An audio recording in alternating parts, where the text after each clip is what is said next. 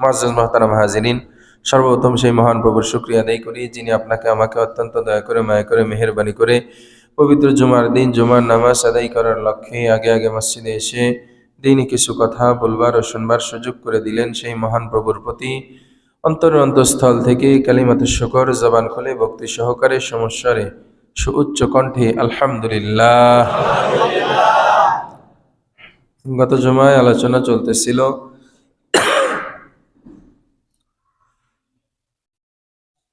আল্লাহ তাআলার ভালোবাসা এবং আল্লাহ তাআলার প্রতি ভয়। এটা যদি অর্জন হয় তাহলে সমস্ত গুনাহ ছাড়াও সহজ হবে, সমস্ত নেকামল করাটাও সহজ হয়ে যাবে ইনশাআল্লাহ। আল্লাহ তাআলা আমাদের সবাইকে গুনাহ মুক্ত জিন্দেগি দান করেন, আমিন। কখনো যদি গুনাহ হয়েও যায়, সাথে সাথে তওবার মাধ্যমে গুনাহ মুক্ত হওয়ার তৌফিক দান করেন, আমিন। আর নেকামলের পাল্লা বেশি বেশি ভারী করার তৌফিক দান করেন, আমিন। তার কারণ হলো কাল কিয়ামতের ময়দানে মানুষের মর্যাদা বাড়বে তার নেকামলের পরিমাণ যত বেশি হবে। এজন্য নেকামল যত বেশি হোক না কেন কিয়ামতের ময়দানে তারপরেও কম মনে হবে। আল্লাহ নবী এক হাদিসে বলতেছিলেন যে কিয়ামতের ময়দানে সবাই আফসোস করবে, নিজেকে তিরস্কার করতে থাকবে। যারা জান্নাতি তারাও, যারা গ্রেফতার হয়ে জাহান্নামী হবে তারাও। সাহাবা একরাম বললেন, ইয়া রাসূলুল্লাহ, জান্নাতীরা আবার কেন আফসোস করবে? বলে, নেকামল কম হয়েছে এই জন্য আফসোস করবে। যদি নেকামল আরো বেশি হতো আমার জান্নাতের কোয়ালিটিটা আরো ভালো হতো। এই জন্য কিয়ামতে যেন আফসোস করতে না হয়, এই জন্য নেকামলের পাল্লাটা ভারী করতে হবে। আমাদের সময় আমরা অযথা নষ্ট করি, অযথা ব্যয় করি। দোকানে বসে আড্ডা দেই, কি খবর? দোকানে বসে আছেন, টাইম পাস করতেছি, অবসর সময় ব্যয় করতেছি। অথচ মুমিনের কোনো অবসর কোনো সময় নেই। মুমিনের প্রত্যেকটা সময় অত্যন্ত দামি। লা ইয়ানি, অহেতুক কাজ, অহেতুক কথা, অহেতুক সব কিছু থেকে একজন মুমিন মুসলমান নিজেকে বিরত রাখবে। এটা একজন মুমিনের সৌন্দর্য। মুমিনের কি সৌন্দর্য? মিন হুসনি মারই মুসলিম আনতারকুহু মা লা ইয়ানি। একজন মুমিনের সৌন্দর্যের ভিতরে এটাও যে সে অহেতুক কথা, অহেতুক কাজ থেকে নিজেকে বিরত রাখবে। জন্য আমরাও নিজেদেরকে অহেতুক কাজ, অহেতুক গল্প গুজব থেকে নিজেদেরকে বাঁচিয়ে রাখবো। আল্লাহ পাক আমাদেরকে তৌফিক দান করেন, আমিন। আজকে একটা আমলেরই বিষয় আলোচনা করার ইচ্ছা পোষণ করেছি। সেটা হলো আমরা আমাদের যে কাজগুলি করি, এই কাজগুলি দুই ধরনের হয়, একটা ভালো আর একটা মন্দ। মন্দর ভিতরেও দুই ধরনের, একটা হলো নিম্নমান আর একটা হলো কি উঁচু মানের।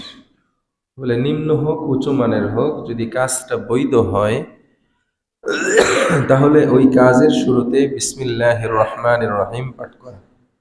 কি পাঠ করা? বিসমিল্লাহির রহমানির রহিম পাঠ করা। মসজিদে ঢোকা এটা উঁচু মানের কাজ, মসজিদ থেকে বের হওয়া একটু নিচু কাজ মসজিদে ঢোকার তুলনায়। বলে ঢোকার সময় বিসমিল্লাহ পড়বো, বের হওয়ার সময় কি পড়বো? বিসমিল্লাহির রহমানির রহিম পাঠ করব। জামা খোলা ভালো কাজ, উত্তম কাজ। জামা পরিধান করা উত্তম কাজ। জামা খোলা এটা পরিধানের চাইতে অনুত্তম কাজ। বলে তারপরেও খোলার সময়ও বিসমিল্লাহির রহমানির রহিম বলে খুলবো, এবং পরার সময়ও বিসমিল্লাহির রহমানির রহিম বলে জামাটা পরিধান করব। জুতা ক্ষেত্রেও একই। আল্লাহ নবী হাদিসের মধ্যে বলেন, কুল্লু আমরিন যী বালিন লাম ইউবদা বিবিসমিল্লাহি ফাহুয়া আকতা ওয়া ফি রিওয়ায়াতিন ফাহুয়া আবতার। আল্লাহর নবী তার পাক জবানে ইরশাদ করেন, প্রত্যেকটা ভালো কাজ, এই ভালো কাজের শুরুটা যদি বিসমিল্লাহ দ্বারা না করা হয় তাহলে কাজটা অসম্পূর্ণ এবং লেসকাটা থেকে যায়। তাহলে কাজটা কি হবে? অসম্পূর্ণ হবে, কাজটা লেস কাটা থেকে যাবে। খাবারের শুরুতে আমরা বিসমিল্লাহির রহমানির রহিম পাঠ করে খাবার শুরু করব, তাহলে আমার আপনার খাবারের ভিতরে শয়তান অংশগ্রহণ করতে পারবে না। বলে আমার অল্পতেই দিলের ভিতরে তুষ্টি চলে আসবে, কানাআত চলে আসবে। আমরা তো খাইতে খাইতে পেটের উপর দিয়ে উঠে যায়, তারপরেও পেট ভরে কিন্তু চোখ ভরে না। আমাদের সিরাজগঞ্জে একটা আঞ্চলিক মানুষ ভাষায় বলে যে অনেকের পেট ভরে কিন্তু কি ভরে না, চোখ ভরে না। বলে চোখও ভরবে আমি যদি সুন্নত তরিকায় নিজের জীবনটাকে সাজাতে পারি ইনশাআল্লাহ। বিসমিল্লাহির রহমানির রহিম এটা অত্যন্ত গুরুত্বপূর্ণ একটা আয়াতে কারিমা। মহান প্রভু তার পাক কালামে প্রতিটা সূরার শুরুতে বিসমিল্লাহ পাঠ করাটা আমাদের জন্য জরুরি সাব্যস্ত করে দিয়েছেন। ইলমে কিরাআত, কোরআন তেলাওয়াতের একটা ফন আছে, একটা বিষয় আছে। এখানে একটা মাসআলা হলো কোরআনুল কারীমের প্রতিটা সূরা শুরুতে বিসমিল্লাহ পড়াটা হলো জরুরি। আর তেলাওয়াতে কোরআন শুরুর আগে বিসমিল্লাহর সাথে আবার তাআব্বুজ আউযু বিল্লাহি মিনাশ শাইতানির রাজীম বলে তাআব্বুজটা পড়াটাও জরুরি। আর যদি তেলাওয়াতের মাঝেও কোনো সূরা চলে আসে তাহলে সূরার শুরুতে বিসমিল্লাহির রহমানির রহিম পাঠ করতে হবে।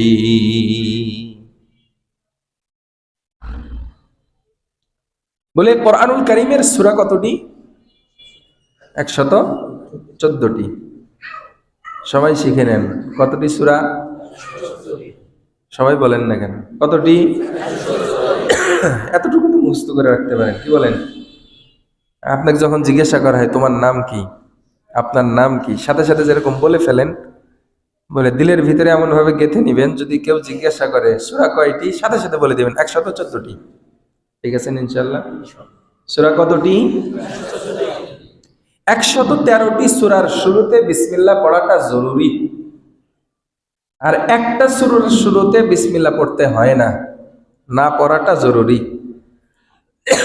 সূরা তাওবার শুরুতে বিসমিল্লাহ পড়তে হয় না। কেউ যদি সওয়াবের নিয়তে পড়ে সওয়াব হবে না, বরং উল্টা খেলাফে সুন্নত, খেলাফে তরিকা হওয়ার কারণে গুনাহ হওয়ার সম্ভাবনা আছে। তবে এই একটা সূরাতে আল্লাহ তাআলা পড়া নিষেধ করছেন, আবার আরেকটা সূরার ভিতরে আল্লাহ তাআলা আয়াত হিসেবে এই বিসমিল্লাহির রহমানির রহিমকে সংযোজন করে দিয়েছেন। সুবহানাল্লাহ। সূরাতুন নামলের ভিতরে আল্লাহ তাআলা বিসমিল্লাহির রহমানির রহিম আয়াত হিসেবে নিয়ে আসছেন। বুয়াকে প্রতিটা সূরার বিপরীতে আল্লাহ তাআলা একটা করে বিসমিল্লাহ পাঠ করা কি করে দিয়েছেন? জরুরি করে দিয়েছেন। এই জন্য 114টা কেউ যদি কোরআনুল কারীম তেলাওয়াত শেষ করে ফেলে তাহলে তার তেলাওয়াত হবে কতটি? 114 বার বিসমিল্লাহির রহমানির রহিম পাঠ করা হবে। বলে বিসমিল্লাহির রহমানির রহিমের ফজিলতটা কি?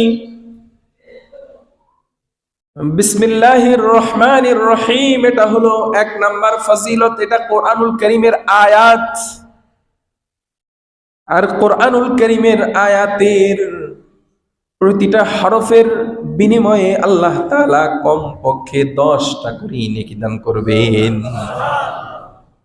কত করে নেকি দান করবেন? 10টা।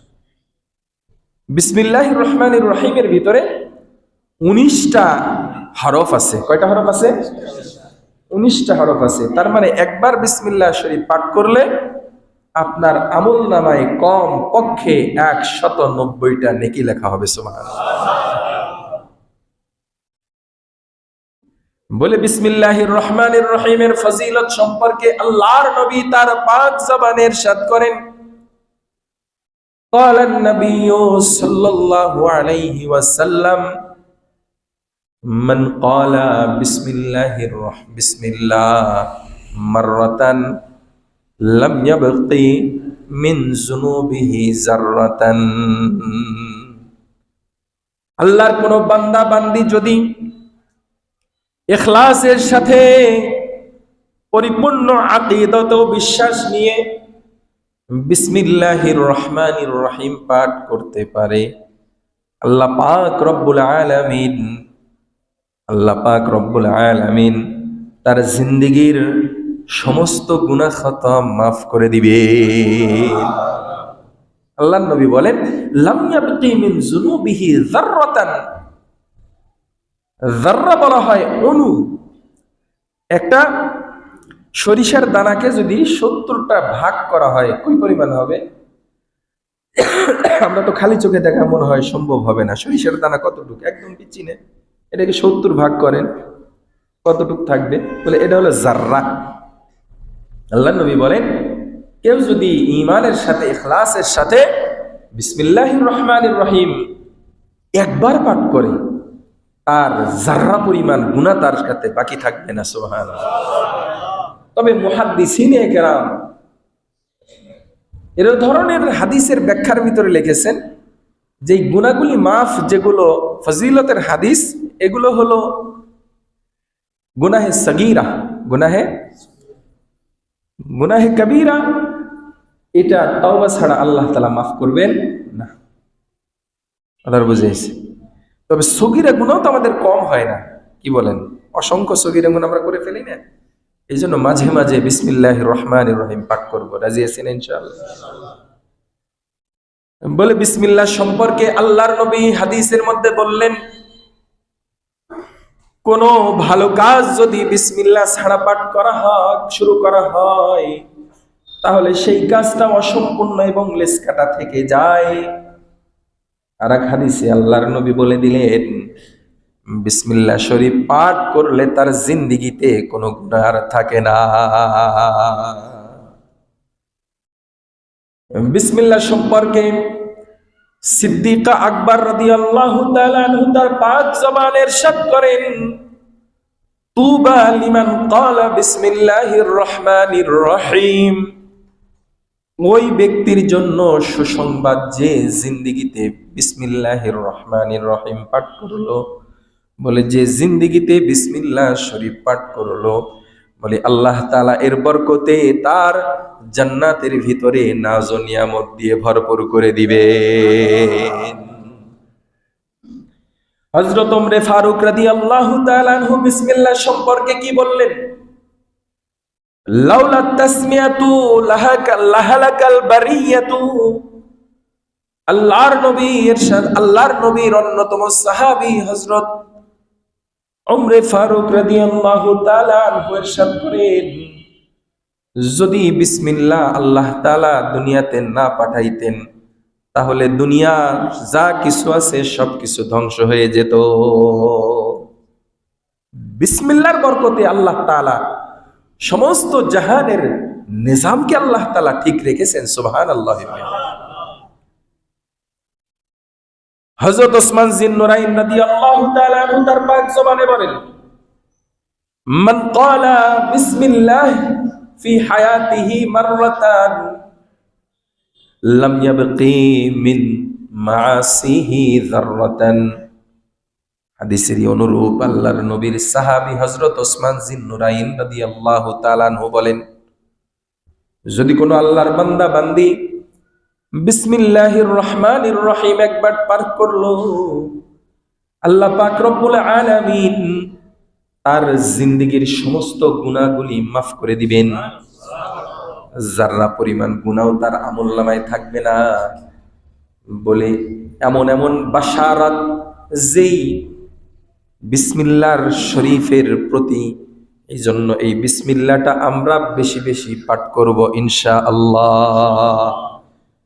কাজের শুরুতে বলো বিসমিল্লাহ, লেখার শুরুতে বলো বিসমিল্লাহ, খাওয়ার শুরুতে বলো বিসমিল্লাহ, চলার শুরুতে বলো বিসমিল্লাহ, প্রতিটা কাজের শুরুতে পাঠ করব বিসমিল্লাহ। রাজি আছি তো ইনশাআল্লাহ?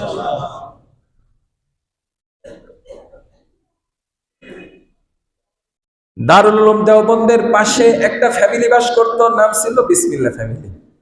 কি ফ্যামিলি? বিসমিল্লাহ ফ্যামিলি। একটা লম্বা ঘটনা আছে, যদি সুযোগ হয় শেষের দিকে বলবো। তার মানে একটা ফ্যামিলিকে কত সুন্দর, হ্যাঁ, নামকরণ করা হয়েছে। তারা বিসমিল্লাহ প্রত্যেকটা কাজের শুরুতে পাঠ করত। অনেকের জবানে বিসমিল্লাহ পাঠ করতে শুনেছি। আমার লাইফে দুইজন মানুষকে পেয়েছি, একজন আমার নানি আর একজন আমার শ্রদ্ধেয়া শাশুড়ি আম্মা। এনাদেরকে আমি খেয়াল করে দেখছি। হ্যাঁ, আমরা তো ছোট ছিলাম, পিচ্ছি সময়। এই নানি কি করতো, এই গ্লাসটা এখান থেকে রাখছে বিসমিল্লাহ, আমার একটু সরাই রাখছে, অনেক সময় একটু দস্তখানার উপর একটু সরাই না, বিসমিল্লাহ। চামচ ধরলো বিসমিল্লাহ, তরকারি দিল বিসমিল্লাহ, পানি ঢালতেছে বিসমিল্লাহ। আমি জিজ্ঞাসা করতাম, নানির কত বিসমিল্লাহ বলেন কেন? না, বিসমিল্লাহ বলা ভালো। বিসমিল্লাহ বলা কি ভালো। আমার শাশুড়িকেও খেয়াল করে দেখি, উনি একটু যতবার তরকারি দেয়, যতবার পানি দেয়, যতবার ওনার জিনিস নাড়াচাড়া করে খাবারের, হ্যাঁ, এই টাইমে তো সাক্ষাৎ বেশি হয়, সব সময় দেখি বিসমিল্লাহ।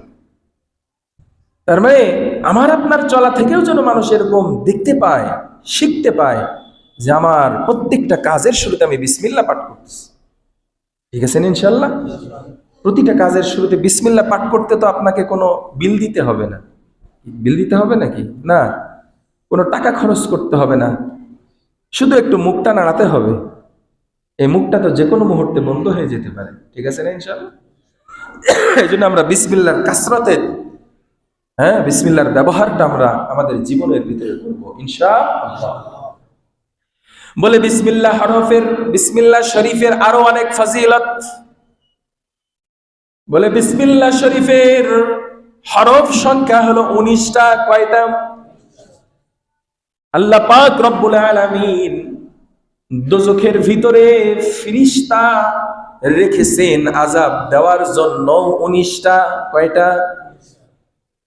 আল্লাহর কোন বান্দা বান্দি যদি দিনের ভিতরে বেশি বেশি বিসমিল্লাহ পাঠ করে, আল্লাহ পাক রব্বুল আলামিন তাকে জাহান্নামের 19 জন ফিরিস্তার আযাব থেকে তাকে রক্ষা করবে। এক হাদিসের ভিতরে আছে, এই আমলটা আলহামদুলিল্লাহ আমি যেদিন থেকে এই হাদিসটা পাঠ করেছি তখন থেকে আমল করি। মসজিদে যেখানে দায়িত্বে ছিলাম এখানেও পাঠ করি। যারা ফজরের নামাজ এখানে পড়েন তারা অনেকেই খেয়াল করে থাকবেন, আমি বলি 19 বার বিসমিল্লাহির রহমানির রহিম। হাদিসের মধ্যে আছে, আল্লাহর নবী বলেন, আল্লাহর কোনো বান্দা বান্দি যদি ফজরের পরে এবং মাগরিবের পরে, ফজরের পরে এবং মাগরিবের পরে তার নওয়াফিল ওয়াজিফার ভিতরে মাত্র 19 বার করে বিসমিল্লাহ পাঠ করে, আল্লাহ পাক রব্বুল আলামিন 19 জন জাহান্নামের ফিরিস্তার আযাব থেকে তাকে রক্ষা করবে। তাহলে জাহান্নামে শাস্তি দিবেন 19 প্রকারের ফিরিস্তা। তাহলে বিসমিল্লাহর মাধ্যমে যদি এই 19 প্রকার ফিরিস্তার আযাব থেকে, শাস্তি থেকে বাঁচা যায়, প্রকারান্তরে আল্লাহ তাআলা আমাদেরকে জাহান্নাম থেকে মুক্তি দান করবেন। সুবহানাল্লাহ। বেশি সময় লাগে না, 1-1.5 মিনিট সময় লাগে। এই 1-1.5 মিনিট কে কে সময় বের করতে রাজি আছে ইনশাআল্লাহ? আল্লাহ পাক আমাদেরকে হাত নামান, যতদিন হায়াত রেখেছে আমরা এই আমলটা জারি রাখবো। ঠিক আছে না ইনশাআল্লাহ? আমল সে জিন্দগি বনতি, আমল সে জিন্দগি বনতি, जन्नत भी जहन्नम भी, এই ইনসান अपने जात में खाकी है न नूरी है न नारी। বলে আমলের দ্বারাই আমার আপনার জান্নাত, আমার আপনার জাহান্নাম বরাদ্দ হবে। আমি আর আপনি নূরের তৈরি ফিরিস্তাও নয়, আমি আর আপনি আগুনের তৈরি ওই যে দানব এবং জিনও নয়। আমার আপনার তৈরি হয়েছে মাটি দ্বারা। এই মাটির তৈরি মানব আশরাফুল মাখলুকাত, সমস্ত সৃষ্টির সেরা। বলে এই সেরা বিবেচিত হবে তার আমলের বিনিময়ে। আমল যদি খারাপ হয়, আল্লাহ তাআলা তার জন্য ঘোষণা করেছেন, উলাইকা কাল আনআম, তারা হলো চতুষ্পদ প্রাণীর মতো। আল্লাহ তাআলা বলেন, বালহুম আযল, চতুষ্পদ প্রাণী তো ভালো আছে, এরা এর চেয়েও খারাপ। এই জন্য আমলি জিন্দেগি বানাবো। ঠিক আছে না ইনশাআল্লাহ? আল্লাহ পাক আমাদেরকে কবুল করেন, আমিন।